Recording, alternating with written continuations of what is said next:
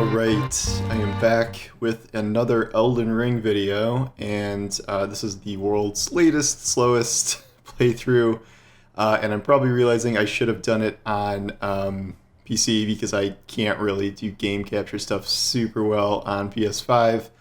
I know they have like a share play system to cut things up, but I have not learned that, so it's mostly kind of me talking about my experience and what I'm feeling. Am I still liking Elden Ring? Yes, very much so. Am I still starting to, or am I starting to be overwhelmed by Elden Ring?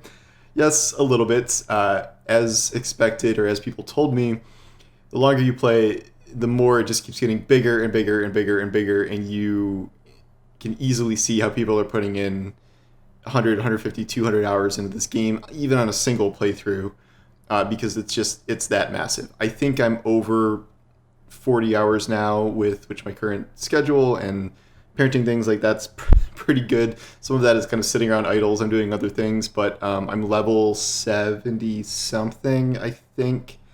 I am putting most of my points in intellect still, and I have a good amount in like vigor to make sure I'm not like I'm still like, depending on where I go, I'm still getting like 2 or 3 shot by some things, but it's certainly better than it used to be. And I'm doing some pretty good damage in most areas with intellect. My current build, I just bit the bullet and like gave up my whole completely blind thing for a few things. Nemplays showed me where to get the meteor staff and rock sling, which just transforms any mage build and allows you to stop using pebble a lot earlier than you might have would have otherwise. It's in like some totally random ruins in Caelid. It's not even like something you get from a boss, so like I don't think I ever would have found that on my own, so I don't really feel bad about that. So I use that most of the time. The other time I'm using the glint blade whatever thing that's like pebble but not pebble. It's like more advanced pebble or something. And then I did learn how to swap out of having a shield on the other hand, and then I learned I kind of just like having a shield on that hand, so I kind of kept that for blocking ranged attacks and occasionally sword swings.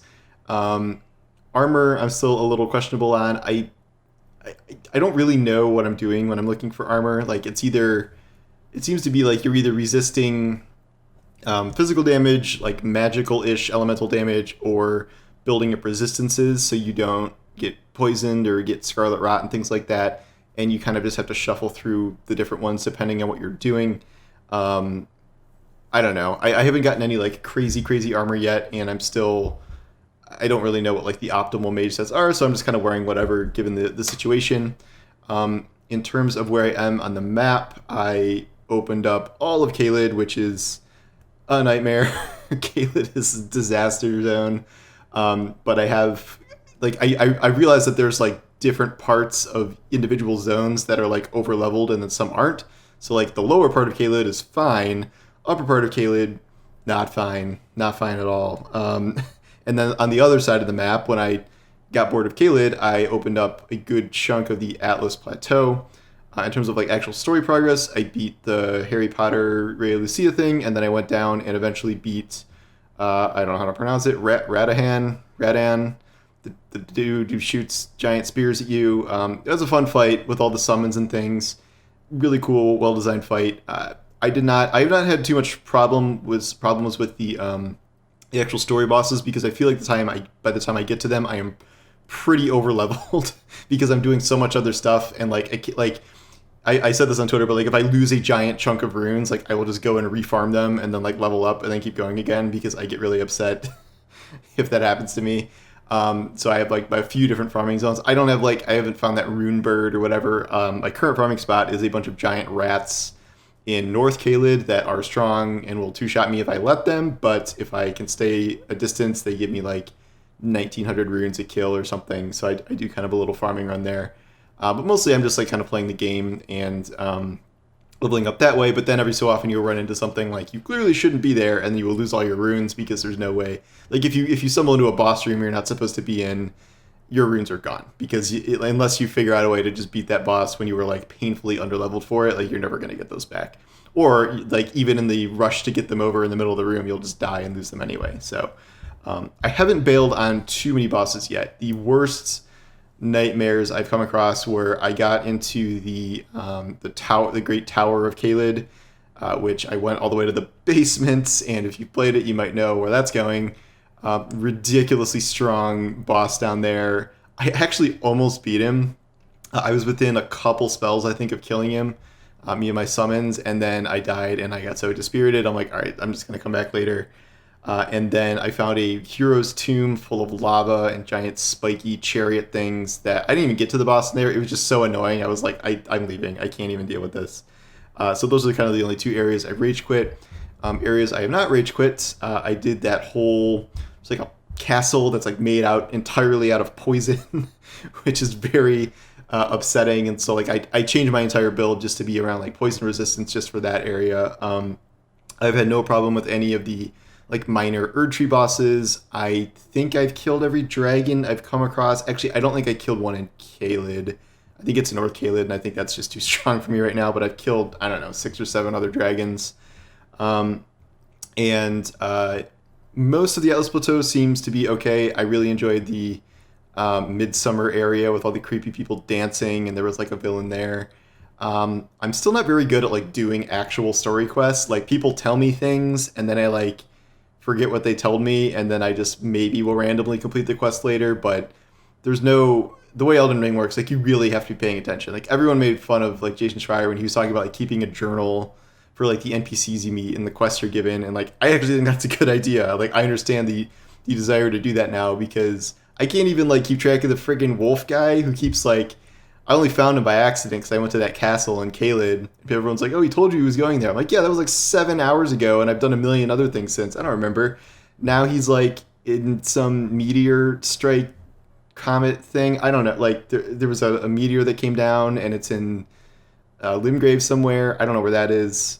So I don't know where the wolf guy is now. So like this is all part of doing Randy's quest line, which I'm told is really good. It's just it's happening in piecemeal because I keep losing track of everything and where I'm supposed to be going. But it's part of the fun. It's a lot of exploration, and I can see I still have a ton left to go here. It's just I just keep getting distracted. Like there barely is even a main quest. Like I'm not even sure who the fourth Great Rune person is that I'm supposed to be going after. I just stumbled into this Volcano Manor place in, I think it's in the Great Plateau, or Atlas Plateau, where they're like, they want me to turn against the Great Erdtree, which I don't really know how Elden Ring works, and like, is that gonna like screw up my ending? But like, I'm probably just gonna do it because I can't really figure out a way to do anything else in that whole area because all the doors are locked. So I might have to just say yes to them.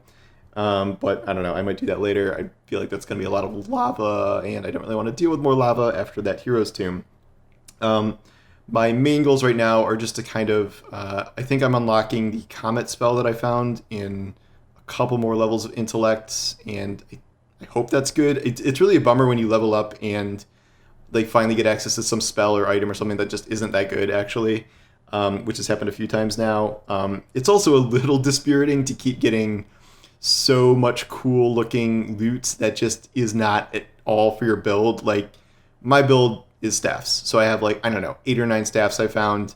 Nothing's really better than the meteorite one. I have a couple like carrion ones that seem okay, but then I have all these like wicked cool awesome looking weapons that are either for strength builds or dexterity builds, or like things that I'm not doing. Like I get that you can respec, it's just like, it feels to me like, if you're playing Destiny or something, like finding a bunch of only items for the other classes that you can't use, and it's just, they're just like sitting there taunting you with how cool they are, and like you can like equip them, but like they're not as effective, and like there's really no point in doing that. So I don't know, maybe I know there's like some weapons that synergize with intellect builds pretty good. I found at least one magic based sword that does some okay damage, but I haven't found any of the crazy like Moonveil whatever weapons yet. I gotta level up and get that Moonveil spell working too. I think that's like 70 intellect or something, but we'll see. So yeah, right now I don't even have any super real objectives. I might do Volcano Manor next. I've kind of been circling back to some of the old bosses that like were too hard originally. Like I found like that pair of watchdogs in the dungeon was like super brutal, a week ago, and then I just waltzed in and destroyed them with meteors and things recently. So that felt really gratifying. I think I got to kill that tree guardian right at the start, which I never did. but still having a lot of fun with it. It's so big, it's so long, it can be a little overwhelming. So I might take a little bit of a break and do some Guardian game stuff this week in Destiny, and then circle back to it. My playtime over the past couple of days has been lower, doing some parenting things, but yeah, I have found I'm able to just get in kind of, you can make a good amount of progress in short play sessions. All you need is 10-15 minutes to like find a new place of grace, or farm a level, or find a dungeon, or whatever. So that's been going pretty well. So still enjoying it. Going to be a long journey again, but since release schedule is relatively blank here, we'll have a good part of the summer to kind of max this game out as much as I can, even though I'm sure I am breaking quest lines and missing things by not paying close enough attention. But yeah, a lot of time to sink in here, and definitely enjoying it. I've written a lot of articles about how I will absolutely recommend this to a lot of people, even if you're not a Souls person. I am not a Souls person, very much so, and yet I think this is absolutely something that pretty much all gamers should experience. The world they built here is so massive and deep and rich that like I don't even understand how From Software, being as big as it is, like made this. It like doesn't even compute for me. So yeah, anyway, definitely recommend it, and I'll keep going. But thanks for watching, and I'll talk to you later. Take care.